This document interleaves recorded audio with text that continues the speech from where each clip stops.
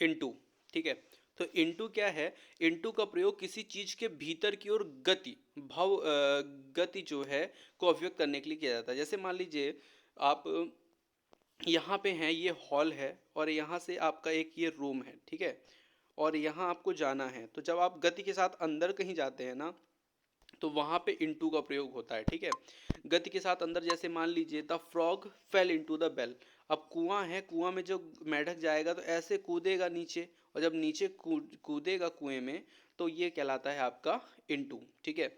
Jumped into the river, ठीक है, उसने क्या किया, जंप किया रिवर के अंदर। तो वो मोशन के साथ, जैसे नदी बह रही है कोई, और नदी में ऐसे कूदेगा, जंप करेगा, तो जब ऐसा जंप होता है तो उसको आप इनटू का प्रयोग करते हैं, ठीक है। जैसे the robbers broke into my house, ठीक है।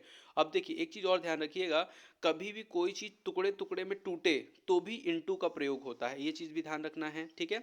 जब जैसे मान लीजिए कोई कांच है, उसको आपने टुकड़े टुकड़े में बांट दिया, तो वो ब्रेक का ही एक एग्जाम्पल है, ब्रेक इनटू का, ठीक है। नेक्स्ट है question, the fish jumped into the river, ठीक है, वो फ्रॉग जैसा ही क्वेश्चन है। ही इंटर्ड इनटू द रूम। अब ध्यान दीजिएगा, ये क्वेश्चन जो है ना, ही इंटर्ड इनटू द रूम, ये क्वेश्चन गलत है। ये क्वेश्चन ऐसा ही आएगा आपको, ऐसे आपको मान लीजिए वो दे देगा, 4 पार्ट में डिवाइड कर देगा सेंटेंस को, बोलेगा कि सेंटेंस करेक्ट है कि नहीं। तो ये सेंटेंस करेक्ट नहीं है। कभी भी इंटर्ड के साथ ना इनटू का प्रयोग नहीं होता, क्योंकि इंटर मतलब होता ही है मोशन के साथ अंदर जाना, ठीक है।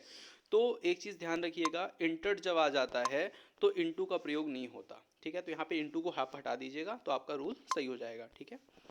रूल नंबर 2 क्या बोलता है, इनटू का प्रयोग एक माध्यम से दूसरे माध्यम में या एक अवस्था से दूसरे अवस्था में जाने पर भी इनटू का प्रयोग होता है, बिल्कुल।